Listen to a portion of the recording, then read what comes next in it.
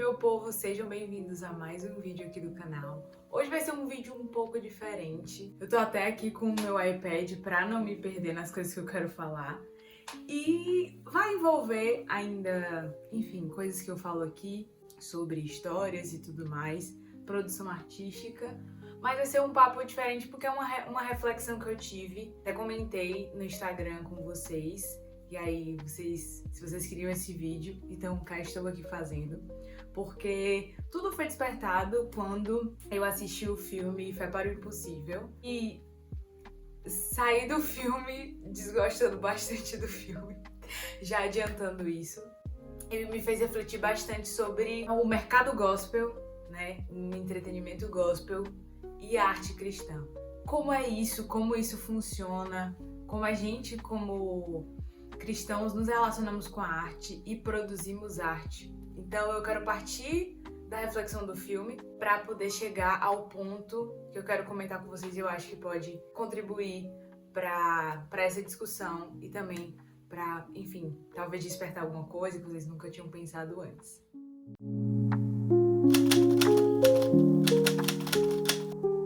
Aqui já quero fazer um disclaimer, uma explicação, que eu não estou falando da história real, não estou falando das pessoas que o filme inspirou, eu quero falar da adaptação cinematográfica e os problemas que eu encontrei no filme, muito maior relacionados à indústria e à produção de entretenimento gospel. Então eu quero dividir o vídeo em 3 partes. Primeiro, falar sobre os problemas do filme.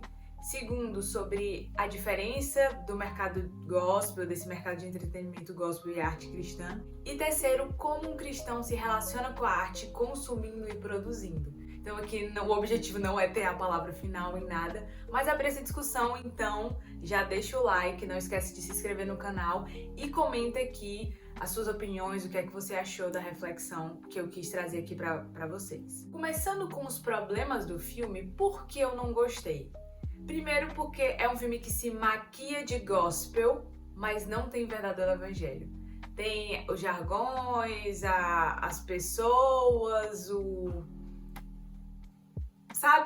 exterior, mas não tem verdadeiro evangelho ali. E isso, pra mim, já é um grande problema. E é por isso que eu tô chamando de entretenimento gospel e não de arte cristã ou produção cristã. E por que eu falo que não tem o verdadeiro evangelho? Primeiro que é um filme, a forma com que eles decidiram contar a história é totalmente antropocêntrica, é focado nas pessoas e não em Jesus. Pra vocês terem noção, acho que passa mais de meia hora, 40 minutos, lá na metade do filme eles vão citar o nome de Jesus. O que pra mim já é completamente inconcebível. Uma pessoa, uma família ali, como retrata, né?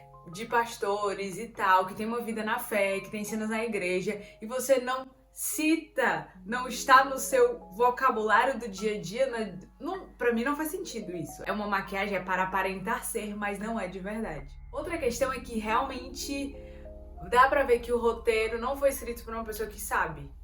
Uma das bases dos grandes conflitos do filme está sobre o problema do mal. Tem um personagem lá que é o filho do pastor, ele levanta isso desde o começo do filme. Por que coisas ruins acontecem com pessoas boas? Por que o mal existe? Por que Deus permite isso no mundo? O mais absurdo é que as pessoas que deveriam responder, que são pessoas que deveriam ser mais instruídas, como, né, o caso da mãe e do pai, que eram pastores que estão guiando uma igreja ali no filme, eles não sabem responder. Eles dizem, não, a gente não tem resposta pra isso.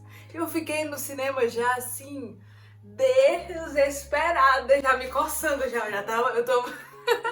Meu Deus do céu, como assim? É por isso que o menino tá aí. O pessoal lá dizendo, esse menino rebelde desviado. Gente, é uma pergunta legítima. Quem nunca se questionou isso? Se você lê a Bíblia, tem salmistas que falam sobre isso, profetas menores que trazem esse questionamento. Por que os maus subsistem? Cadê a justiça de Deus? Isso é uma questão que todo ser humano já pensou, se não pensou, vai parar pra pensar em algum momento, sabe? E o filme não traz uma resposta, não traz nenhuma resposta, né? A questão não é nem não trazer uma resposta bíblica, mas não traz resposta nenhuma. Que já fica a indicação, há pouco tempo o Iago, né, meu conterrâneo, fez um vídeo sobre o problema do mal, explicando direitinho por que não existe o problema do mal, então recomendo. Vou deixar aqui na descrição o vídeo dele, com certeza não vou me ater aqui a explicar, mas a explicação dele era o que as pessoas, né, enfim, os pastores, os pais daquele menino deveriam ter respondido pra ele sobre isso, né? O filme gira em torno disso e a questão do acidente, que a mãe para o menino é uma pessoa boa e está... Por que Deus fez isso? Porque está passando por isso. E acaba o filme e essa resposta não é respondida. Isso pra mim é uma grande questão, é um grande problema. E como eu falei da questão de realmente não glorificar Deus, tem uma cena assim que acho que... Meu Deus, é muito triste, porque o cara tá lá passando por esse momento com a esposa e ele fala mais ou menos assim: ah, Deus, se você tem que fazer, porque se você não fizer, se você não curar minha esposa, eu não sei o que eu vou fazer. Eu digo, gente, como assim? Cadê a esperança na eternidade? Se a esposa não sobreviver, ela vai estar com Cristo. Então é só aqui, a recompensa é só aqui. Vê como é muito problemático isso. Então, eu só vou glorificar Deus, só vou agradecer, eu só vou saber o que fazer se Deus me responder aqui na terra, me dê o que eu quero aqui na terra. E se não acontecer o que eu quero, eu não sei o que eu vou saber fazer. Então, assim, isso não é tratado como um problema do personagem que ele precisa melhorar. É tratado como se fosse a postura certa. Outro ponto é ali o flerte com a teologia da prosperidade, a teologia coach. Então, a forma, como eu falei, o filme é muito focado nas pessoas. Não fala de Deus, não glorifica a Deus. Até quando eles oram é aquele discurso, obrigado pela compaixão, pelo amor. Não tem nem nome de Jesus, amém. Aí, Vitória, você tá se pegando nisso, gente, eu já falei. O nome de Deus, Jesus, é citado poucas vezes. Você tá passando por situações complicadas, situações difíceis na vida, e uma pessoa cristã vai ter... você vai recorrer a Deus, mas não parece. Como essa questão que eu falei do link com a teologia da prosperidade, qual é a mensagem que fica no filme? Vai acontecer o milagre se você tiver fé suficiente, se você orar o suficiente, se você chamar pessoas o suficiente para orar. É tudo pela mão do homem, como Deus é o gênio da lâmpada. Eu vou manipular a Deus com a minha fé grande, com as minhas atitudes. Eu tenho que fazer algo para poder ganhar o milagre de Deus na minha vida. E a gente... Se você conhece o verdadeiro evangelho, sabe como isso é completamente problemático. A Bíblia não fala sobre isso. A nossa alegria, a nossa satisfação está em Deus, né? Ele não promete felicidade, milagre e vida perfeita. Aqui, a nossa recompensa está na eternidade. Então, essa questão de manipular Deus é muito complicada. Inclusive, eu acho que isso é um dos grandes problemas do filme, porque eu fico pensando, uma pessoa que assiste esse filme e que perdeu um ente querido por uma doença, por um acidente, o que é que essa pessoa vai pensar? Que eu não orei suficiente, que eu não tive fé suficiente, que eu não fiz um mutirão suficiente. Não tô falando que isso é um problema, gente. A questão não é a história, esquece a história real.